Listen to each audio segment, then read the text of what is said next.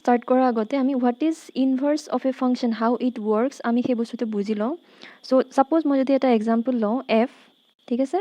f to x সেটৰ পৰা y সেটলৈ গৈ আছে ওকে আৰু suppose ইয়াৰ যোনটো ডায়াগ্ৰামটো এইটো x2 আৰু এইটো হৈছে আমাৰ y this is x this is y say ইয়াত আছে 1a b আৰু c okay আৰু suppose y it আছে 1 2 3 suppose f function to কেনেকৈ কৰি আছে a 1 ৰ লগত কানেক্ট কৰি আছে b is connected to 2 okay c is connected to 3 say okay then f inverse to এফালে কেনেকৈ এটা ফাংশন হ'ব ইয়াত a to 1 ৰ লগত গৈ আছে মানে f of a is equal to 1 f of b is equal to 2 and f of c is equal to 3 we can write this okay আৰু ইয়াত আৰু এটা বস্তু লিখিব পাৰো যে fx is equal to y হ'ব It obvious হয় না f to যদি x ৰ পৰা y লৈ যায় তেতিয়া fx is equal to y we can write okay then f inverse to কেনেকুৱা হ'ব function to f inverse to কি কৰিব এই যোনটো y ৰ পৰা x লৈ যাব okay f inverse will go to y to x মানে completely inverse f যদি x ৰ পৰা y লৈ যায় f inverse ক'লৈ যাব y ৰ পৰা x লৈ যাব f inverse আমি এনেকুৱা এটা symbol দি পেলাই ডিনোট কৰিম okay So, ইয়াত কি হ'ব y ত কি আছে এলিমেন্টস কেইটা লিখি দিয়া 1 2 3 আৰু x ত কি আছে a b আৰু c okay then f inverse to কেনেকুৱা হ'ব f a is equal to যদি 1 হয়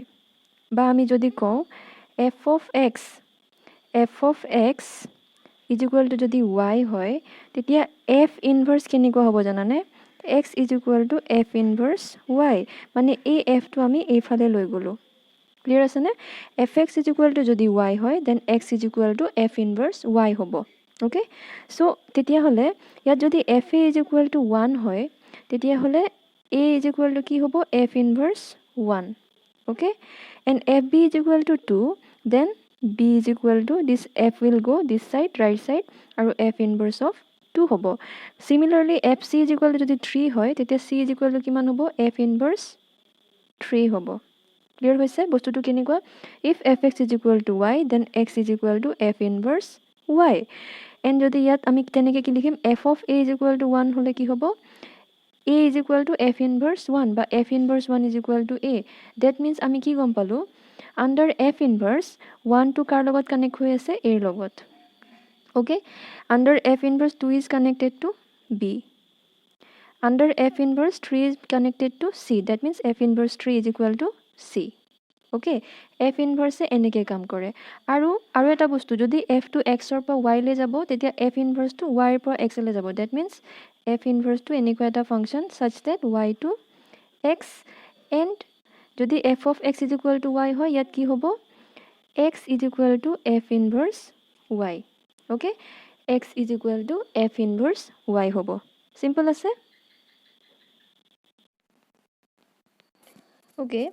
So, আমি এটা নোট লিখিম নোটটো হৈছে a function f from x to y is invertible মানে inverse exist কৰিব okay or inverse কৰিব পৰা যাব if and only if f is 1 1 and on 2 that is bijective so এটা function f from x to y invertible কেতিয়া হ'ব যেতিয়া এই functionটো 1 1 and on 2 that is bijective হ'ব okay same way যদি bijective হয় তেতিয়া invertible হ'ব মানে এনেকুৱা যদি invertible হয়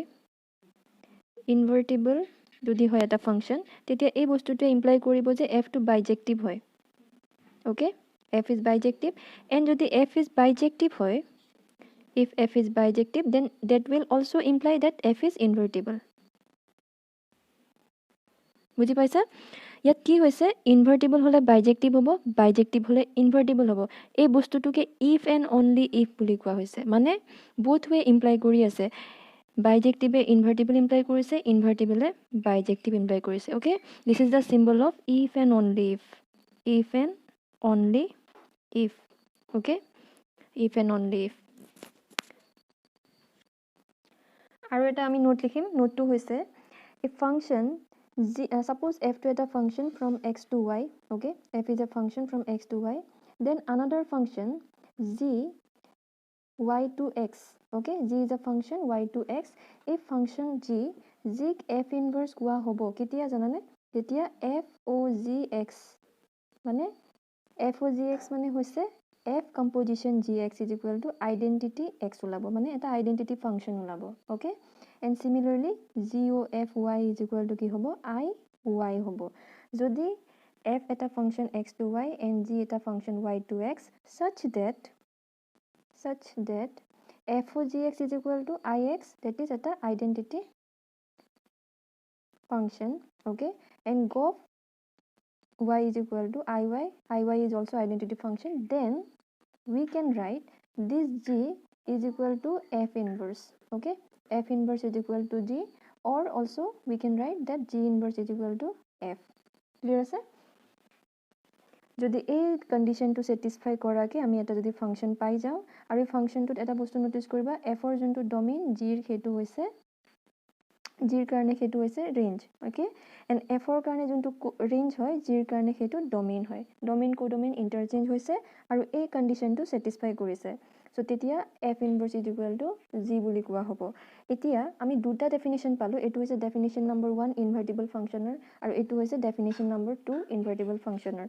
আমি কুৱেশ্যনত দুটাই ইউজ কৰিম প্ৰথমতে আমি এই বস্তুটো ইউজ কৰিম ছেকেণ্ডত আমি এই বস্তু ইউজ কৰিম ক্লিয়াৰ আছে চ' first question to f is a function from set of real number to set of real number such that fx is equal to 4x plus 3 so that f is invertible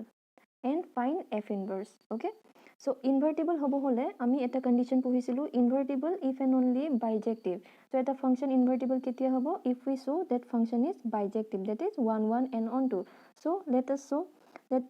f to 1 1 hobo na heta ami dekham okay first 1 1 dekham 1 1 or karone কি কৰিব লাগিব let fx1 is equal to fx2 আগৰ নিচিনা same procedure so fx1 কিমান হ'ব 4x1 plus 3 fx2 কিমান হ'ব 4x2 plus 3 so এই বস্তুটো solve কৰিলে আমাৰ আহি যাব x1 is equal to x2 so since fx1 is equal to fx2 implies x1 is equal to x2 therefore f is 1 1 okay f is 1 1 now let us move to ontoness আমি ontoness দেখাব লাগিব next so onto কাৰণে আমি কি কৰিব লাগিব take y is equal to 4x plus 3 আমি এটা কথা জানো যে fx is equal to y হয় আৰু fx is equal to in the equation 4x plus 3 হয় so we are writing y is equal to 4x plus 3 okay 4x plus 3 লিখিছো now ইয়াৰ পৰা আমি কি কৰিব লাগিব convert x in terms of y মানে x ৰ value in terms of y find কৰিব লাগিব তাৰ কাৰণে এটো কি হ'ব y minus 3 is equal to 4x and y minus 3 divided by 4 is equal to x okay x is equal to কিমান ওলাইছে y minus 3 by 4 so আমি কি গম পালো প্ৰত্যেকটা y ৰ কাৰণে এটা pre-image x set of real numberত আছে হয়নে এই বস্তুটো ৰিয়েল হ'ব নাই হ'ব because y is real 3 is real and 4 is real so y minus 3 by 4 is again real so এইটো ক'ত থাকিব আমাৰ ডমেইনত থাকিব okay so we can write আমি কি লিখিব পাৰো for all y belongs to R y ক'ত থাকিব কোডমেইনত there exists x is equal to y minus 3 by 4 belongs to R domain okay x to domainot থাকিব such that কেনেকুৱা হ'ব f of x is equal to y now f is both 1 1 and f is both on 2 হৈ গ'ল হয়নে so ইয়াৰ পৰা আমি কি পাম therefore f is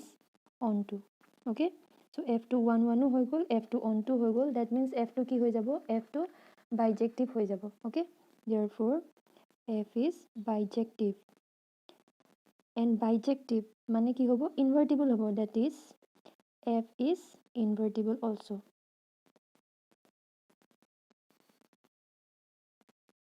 so f is কি হৈ গ'ল invertible হৈ গ'ল এতিয়া আমি f inverse ওলাব পাৰো now আমি আৰু এটা কথা পঢ়িছিলো অলপ আগত যে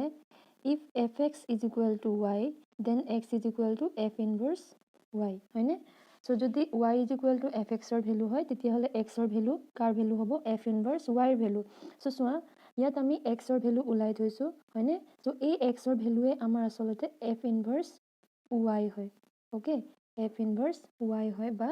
gy আমি লিখিছিলো বা gy ও আমি লিখিব পাৰো okay this is the value of f inverse y or gy so therefore f inverse y or gy is equal to কিমান হয় y minus 3 by 4 x or value y minus 3 by 4 এতিয়া আৰু এটা আমি কাম কৰিব লাগিব এই f inverse টো f or inverse হয় বুলি আমি ভেৰিফাই কৰিব লাগিব f or যোনটো inverse টো এইটোৱে হয় আমি ভেৰিফাই কৰিব লাগিব for that আমি কি কৰিম now এইটো হৈছে আমাৰ ভেৰিফিকেশন পাৰ্ট আমি কি কৰিম f o g x এইটো ওলাব লাগিব আৰু g o f y এইটো ওলাব লাগিব ঠিক আছে f o g x so f o g x মানে f of g of x okay so f of g of x f to কেনেকুৱা function f is equal to fx is equal to 4x plus 3 ঠিক আছে আৰু gy is equal to কিমান হৈছিলে y minus 3 by 4 আমি calculate কৰিছো so f to কেনেকুৱা 4x plus 3 so কি হৈ যাব এটো 4 into gx plus 3 হৈ যাব now put the value of gx কিমান হয় gy যদি y minus 3 by 4 হ'ব gx to হ'ব x minus 3 by 4 okay plus 3 now 4 get cancel out and x minus 3 থাকিব x minus 3 plus 3 that is x okay that means আমি কিমান পালো f o g x is equal to x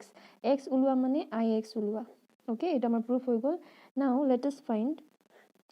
g of y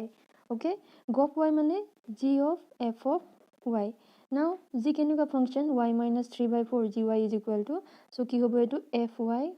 minus 3 by 4 now put the value of fy that means if fx is equal to 4x plus 3 then fy will be 4y plus 3 and minus 3 is there